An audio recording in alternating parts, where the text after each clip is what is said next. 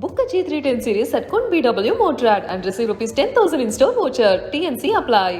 Satyabhama Institute of Science and Technology, Chennai.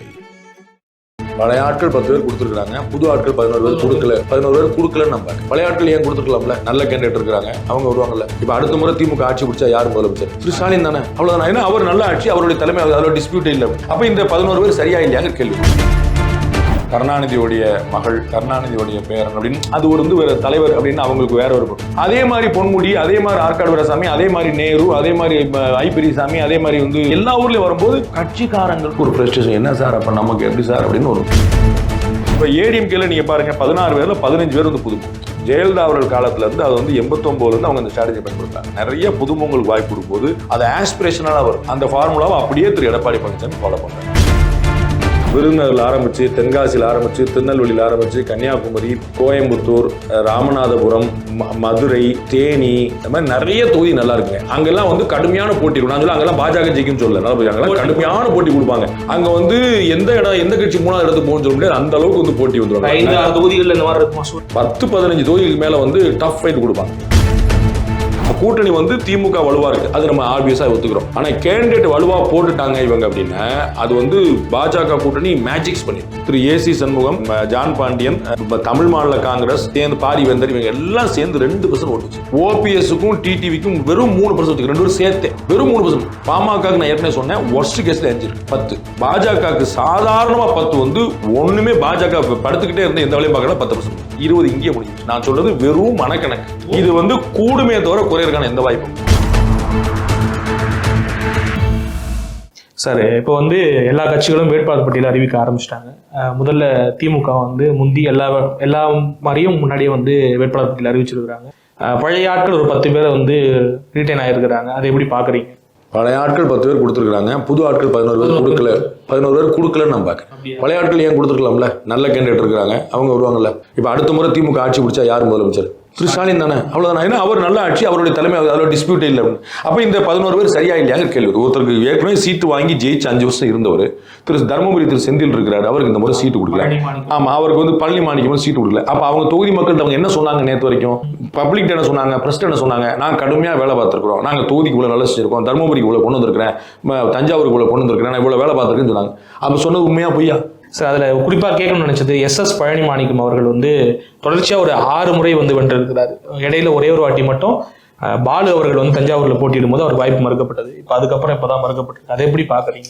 அவர் ஒரு சுயம்புவான தலைவருங்க. அவர் ஒரு independent leader. அவர் அவருக்கான செல்வாக்கு அங்க இருக்குது. அவருடைய பழகும் விதம், அவருடைய சமுதாய பின்புலம், அவருடைய ஊர்ல இருக்கக்கூடிய செல்வாக்கு எல்லாமே ஸ்ட்ராங்கா இருக்கு. அவருக்கான கட்சிக்குள்ளேயே எதிர்ப்பு எப்போதுமே இருந்துகிட்டு இருக்கு. சிலர் அவர் எப்படியாவது நம்ம இது பண்ண நினைச்சிட்டே இருந்திருக்காங்க. அதுல அவருக்கு எதுனாலும் கொடுக்க முடியல எனக்கு தெரியல. அவர் உடம்பு முடியலையா, வேற ஏதாவது காரணம் எனக்கு தெரியல.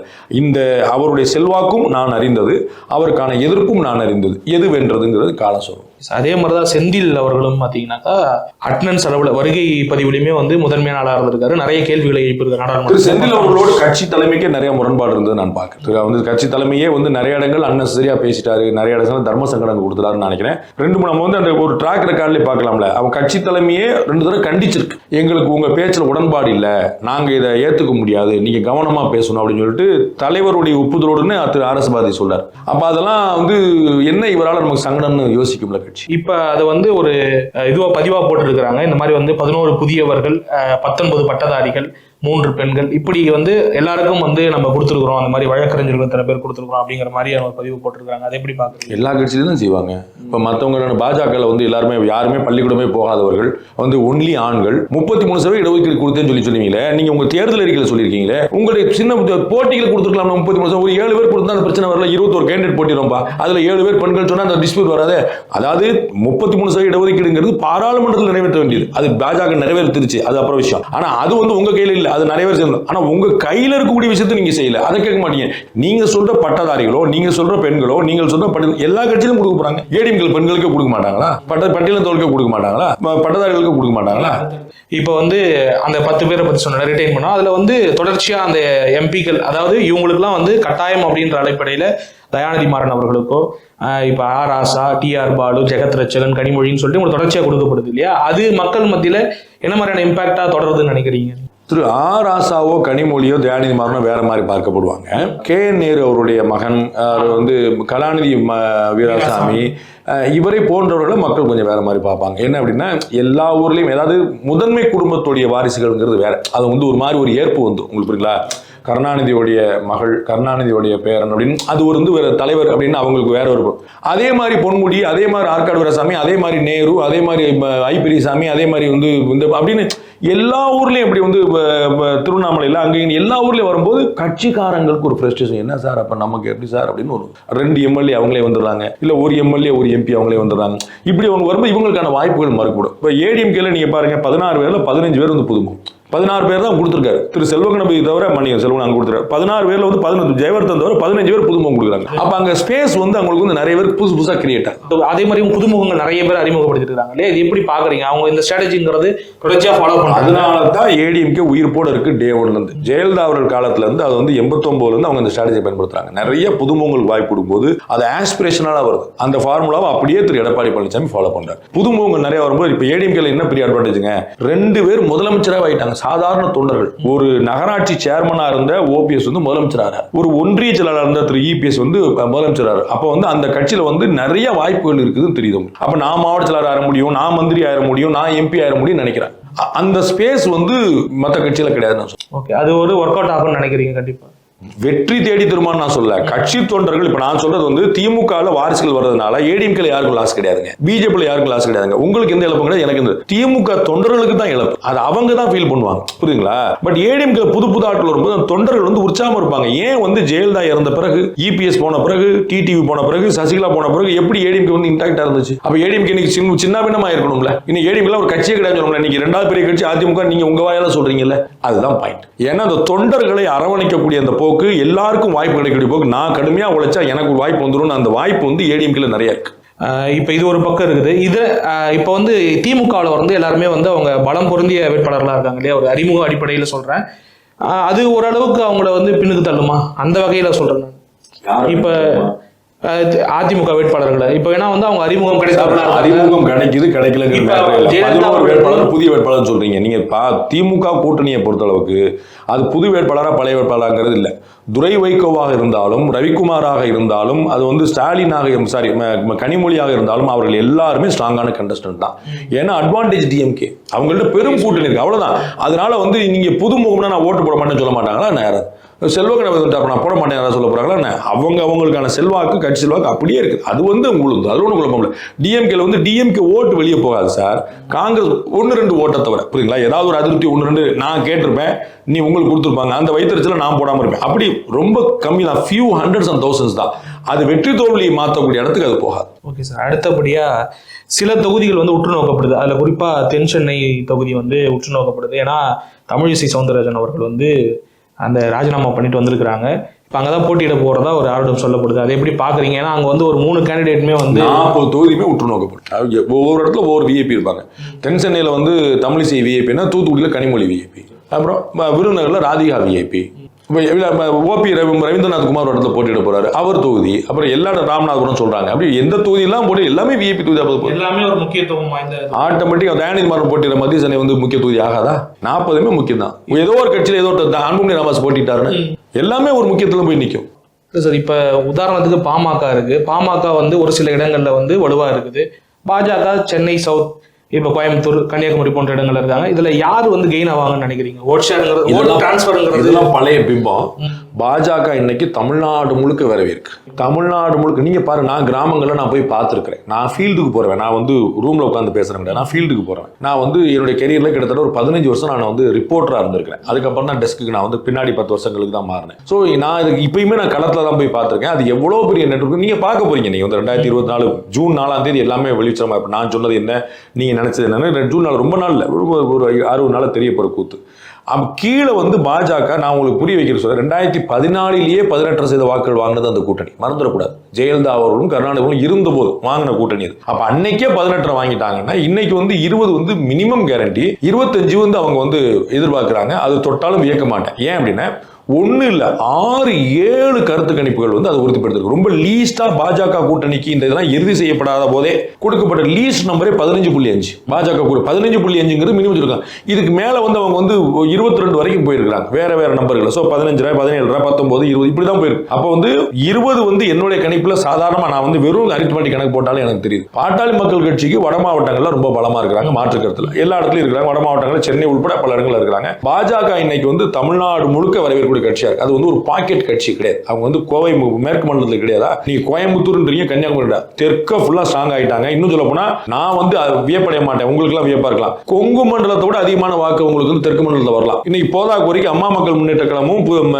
திரு ஓ பன்னீர்செல்வமும் கூட இருக்கிறாங்க, இன்னமும் கூட உங்களுக்கு. சோ மேற்கு மண்டலத்துக்கு இணையா அல்லது மேற்கு மண்டலத்தில் கூட அப்படி கூட வந்து நிக்கலாம். பாட்டாளி மக்கள் கட்சி வர இருக்கிறதுனால வடக்கு மண்டலத்தில் வந்துடும். அப்ப நீங்க உங்க கணக்கு நீங்க வச்சீங்கன்னா வட மண்டலம், மேற்கு மண்டலம், தென் மண்டலம் மூணுலயுமே ஸ்ட்ராங்கான விஷயம் கொடுப்பாங்க. அதனால தான் சொல்றேன் 20 வந்து மினிமம் கேரண்டியா நான் எதிர்பார்க்கிறேன். அப்ப ஏதோ ஒரு கெயின் இருக்குமா பாமகக்கு? அந்த அளவுக்கு கிராமங்கள்ல பாமகவுடைய நிலைமை நீங்க புரிஞ்சுக்கங்க. நான் இதை பத்தி தனியா ஒரு அனாலிசிஸே போட்டிருக்கிறேன். அவர்கள் worst situation கூட 5% குறைஞ்சதே கிடையாது. அவர்கள் தனியாக போட்டிட்ட போதும், அதிமுகவோட போட்டிட்ட போதும், திமுகவோட போட்டிட்ட அவங்க 5% குறைஞ்சதே இல்லை. அப்ப அவங்களுக்கு எது வந்தாலும் கெயின் எப்படி குறையும்? அவங்களுக்கு இதுக்கு மேல worst அவங்க எல்லா விதமான டெஸ்ட் பண்ணியே அவங்க கீழே குறையல. அப்ப மினிமம் கேரண்டி 5 நீங்க ஆட் பண்ணிட வேண்டியதான். அதுக்கு பிறகு 6, 7, 8 தான் நீங்க பார்க்கணும். ஓகே, அப்ப ஓட் டிரான்ஸ்ஃபர்ங்கிறது 2 பேருக்கும் மாறுங்கிறது நம்ம எல்லாருக்குமே இருக்கும். அவங்களுக்குலாம் ஒரு இயல்பான கூட்டணி. அது வந்து திரு டிடி தினகரன் வந்து முதல் நாள்ல இருந்து திரு நரேந்திர மோடி அவர்கள் வெல்வதற்கு நாங்கள் அணில் போல செயல்படுவோம் அப்படின்ற 2வது வார்த்தை நிபந்தனையற்ற கூட்டணி அப்படின்றார். 3வது வார்த்தை இன்னைக்கு 2 சீட்டுக்கு ஒத்துருக்கிறார். அவருக்கு கட்டாயம் கூடுதலா சீட்டு கேட்கலாம், கட்டாயம் கொடுத்துருப்பாங்க. அவர் அது வந்து எவ்வளவு அமெரிக்கா இருக்கிறாங்க,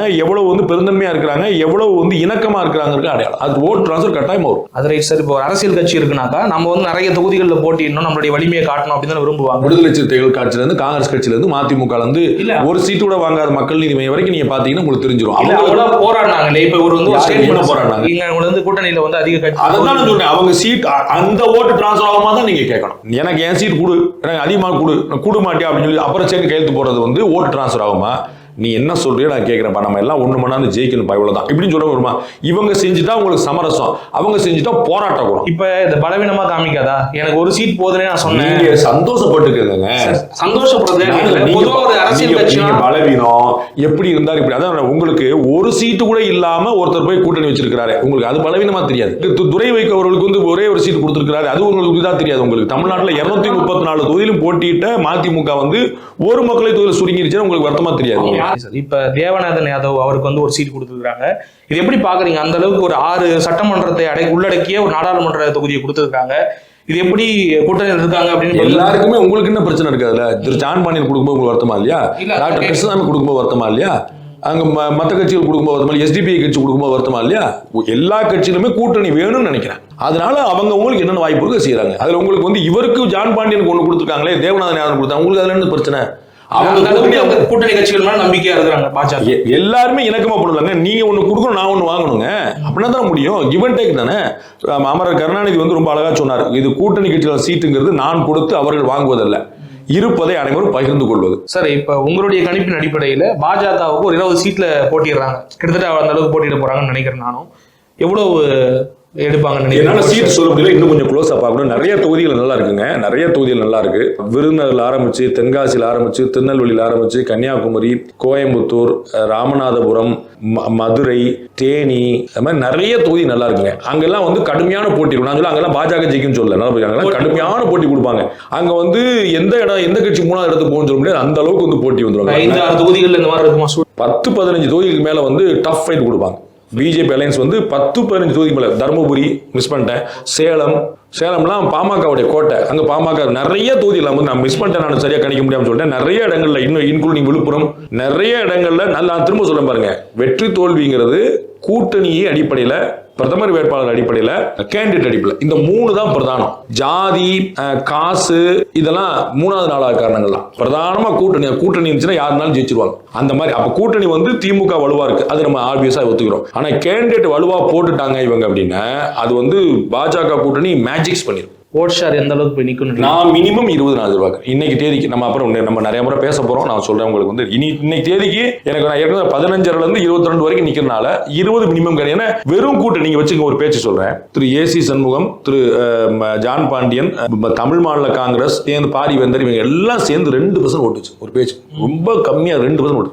ஓபிஎஸ்க்கும் டிடிவிக்கும் வெறும் 3% ரெண்டு பேரும் சேர்த்து வெறும் 3%, 5% ஆயிப்போச்சு. சரிங்களா? பாமகக்கு நான் ஏற்கனவே சொன்னேன், ஒர்ஸ்ட் கேஸ்ல 5 இருக்கு, 10. பாஜகவுக்கு சாதாரணமா 10 வந்து ஒண்ணுமே பாஜக படுத்துக்கிட்டே இருந்து எந்த வேலையும் பார்க்கணும் 10% வந்துடும். 20 இங்கே முடிஞ்சு. நான் சொல்றது வெறும் மனக்கணக்கு.